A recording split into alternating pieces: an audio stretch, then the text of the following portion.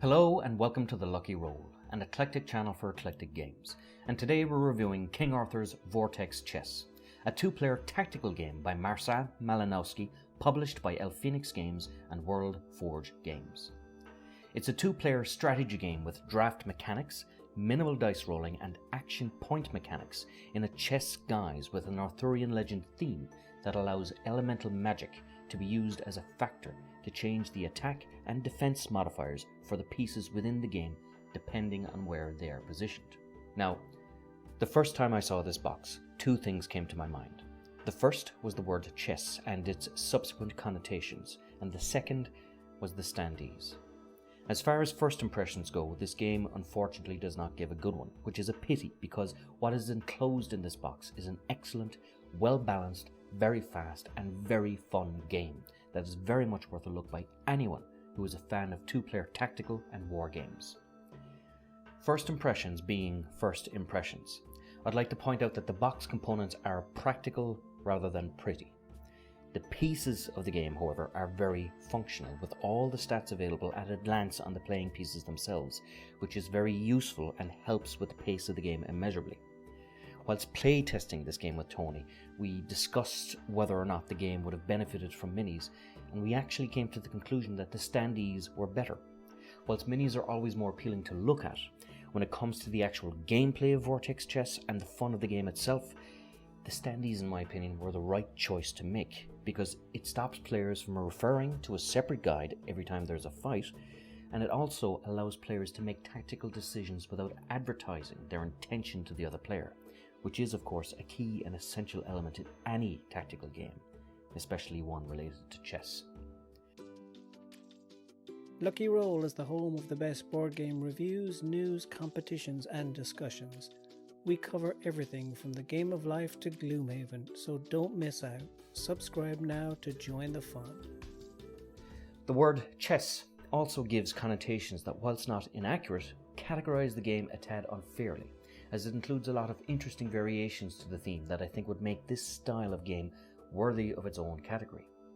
There are some similarities to chess, the set playing pieces, the basic shape of the board, despite one being hexagonal and the other grid-based, the wealth of tactics involved, and the brilliant use of support pieces that allow players to make surprise attacks and to effectively control the board using range pieces such as catapults and archers and strongholds, or pieces such as the castle and Stalin, a creature similar to a stone golem.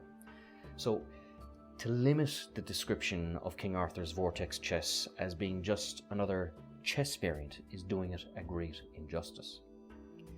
Now, chess, whilst undoubtedly a masterful game, is one that can take an exorbitant amount of time in order for its strategies to be pulled off. King Arthur's Vortex Chess manages to grasp the same depth and feel of the game of chess whilst condensing it and varying it greatly with attack and defense modifiers that make the battles in this game far from a sure thing. In chess, once you take a piece, the piece is taken and removed from the board. In Vortex Chess, there's still a chance that the defending piece can win the battle, or that both pieces perish, which can change the fate of the game dramatically. The elements present on the board also play a large role in the battles to be had in this game, and your strategy can vary greatly as a result, as different pieces are boosted or debuffed according to the element in play on that space. 3 of these 5 elements are in the center of the board within stone circle spaces, the other 2 elements residing on the starting spaces for the player's mages. If you control any of the central stone circles in the center of the board, you can draw an extra card on your turn. On a player's turn, they draw from 3 cards up to a maximum of 6, depending on whether they control some of the central spaces on the board. They then roll a die, and depending on the side rolled, the elements at play on the board can be changed to suit either player.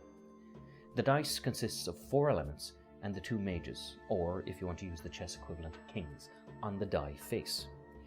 If you roll an element, then you must replace one of the 5 elements present on the board to that element. If you roll your king or mage, you may steal a card from your opponent if you have less cards from them, or choose a space and replace the element with one of your choice.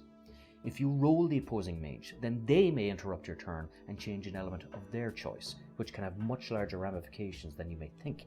Or, if they have less cards than you, take one of the cards you just drew at random from your hand. This can change a planned move greatly, or turn a position of strength into one of exceptional vulnerability, as the elements affect the pieces at play. I had at one stage a strong point set up within a critical stone circle space on the right hand side of the board, with a Stalin piece which had an exceptionally high defense rating but drew its bonuses from the earth elements. Tony, on his turn, changed the element to fire and attacked my Stalin with a dragon piece which mitigated my bonuses and devastated the piece when it came to the battle. I had of course support units in play, but that leads me to another brilliant mechanic in this chess variant: spellcasting. If you're enjoying this video, please like, share and subscribe. And of course, we want to hear from you. Post a comment, pose a question, get involved. Each card you draft has a series of options that modify the attack, defense and elemental statistics of the pieces you play. However, certain cards also have spell bonuses such as tornado, stone and run spells. In the example where Tony decimated my Stalin's strong point, he first changed the element from one that disadvantaged him into one that disadvantaged me, and then used a tornado spell to brush my Stalin's archer support back 1 hex out of range before swooping in and decimating the piece with his dragon. He then used a stone spell to block my approach to the stone circle effectively, stopping my pieces from approaching that side of the board easily for a good portion of the remainder of the game. Despite being utterly trounced by Tony's brilliant play, I couldn't help but be impressed at how effective card play and good fortune turned a near unassailable position into a disaster zone for my pieces. Unlike chess, players don't alternate turns every time you move a piece. You can take as many actions as you have cards for. So if you have 10 cards, you can potentially move up to 10 pieces, which is where the action points mechanic of the game comes into play. During our games, however, neither Tony or I ever had more than a maximum of 6 cards in our hands, as they are used not only for movement, but also for attack and defense modifiers, and our temptation to use all of the cards at once became much more tempered, as the battle for the center of the board became much more intense, and we had to gauge the value of each card we use, as every card ability became a precious resource not to be squandered. Do you know that we run regular competitions here on the Lucky Roll where you could win a board game for just being a subscriber to the channel? It's free to enter, so subscribe now to be in with a chance to win. To sum up my final thoughts in this game, I was genuinely and very pleasantly surprised. The game is very easy to learn, but surprisingly complex.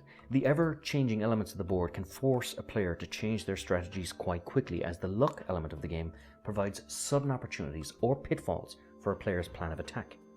Having the elements in the center of the board also brings players to battle quite quickly, as controlling the center allows players to draft more cards on their turn, which allows for more freedom of movement and options to work with, making it worth the risk to send powerful pieces in as soon as possible.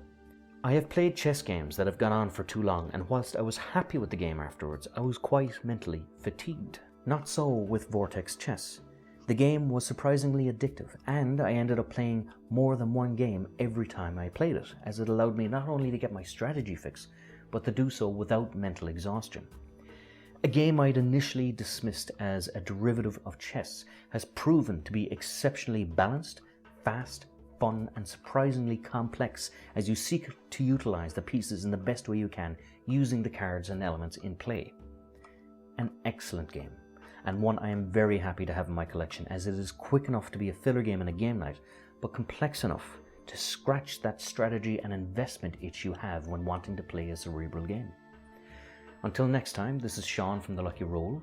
If you enjoyed this review, please like, subscribe, all that good YouTube stuff. Until next time, good luck and God bless.